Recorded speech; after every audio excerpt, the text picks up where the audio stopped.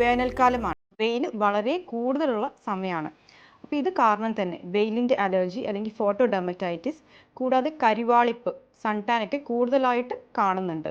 അപ്പോൾ ഇതൊക്കെ പ്രിവെൻറ്റ് ചെയ്യാൻ വേണ്ടി നല്ലൊരു സൺസ്ക്രീൻ എങ്ങനെ നമ്മൾ സെലക്ട് ചെയ്യാൻ പറ്റും, കൂടാതെ അത് കറക്റ്റായിട്ട് എങ്ങനെ യൂസ് ചെയ്യാമെന്ന് നോക്കാം. അപ്പോൾ നല്ലൊരു സൺസ്ക്രീൻ സെലക്ട് ചെയ്യാൻ മിനിമം SPF 30 അതുപോലെ PA3+ ഉള്ളത് എടുക്കാൻ ശ്രദ്ധിക്കുക.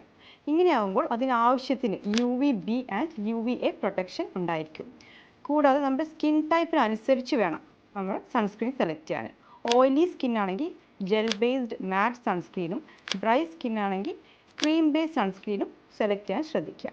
ഇനി സ്പെഷ്യൽ ഗ്രൂപ്പ്സ്, കുട്ടികൾ, അതുപോലെ പ്രഗ്നൻറ്റ് ലേഡീസ്, ബ്രസ്റ്റ് ഫീഡിങ് മദേഴ്സിനൊക്കെ മിനറൽ അല്ലെങ്കിൽ ഫിസിക്കൽ സൺസ്ക്രീനാണ് കൂടുതലായിട്ടും റെക്കമെൻഡ് ചെയ്യുന്നത്. ഇനി എങ്ങനെയാണ് സൺസ്ക്രീൻ കറക്റ്റായിട്ട് യൂസ് ചെയ്യേണ്ടത്? പുറത്തിറങ്ങുന്നതിൻ്റെ അരമണിക്കൂർ മുമ്പാണ് നമ്മൾ സൺസ്ക്രീൻ അപ്ലൈ ചെയ്യേണ്ടത്. കൂടാതെ എല്ലാ 2 മണിക്കൂർ 3 മണിക്കൂർ ഇടവേളകളിലും സൺസ്ക്രീൻ റീഅപ്ലൈ ചെയ്യാൻ ശ്രദ്ധിക്കുക. ഇനി എത്രത്തോളം സൺസ്ക്രീനാണ് യൂസ് ചെയ്യേണ്ടത്?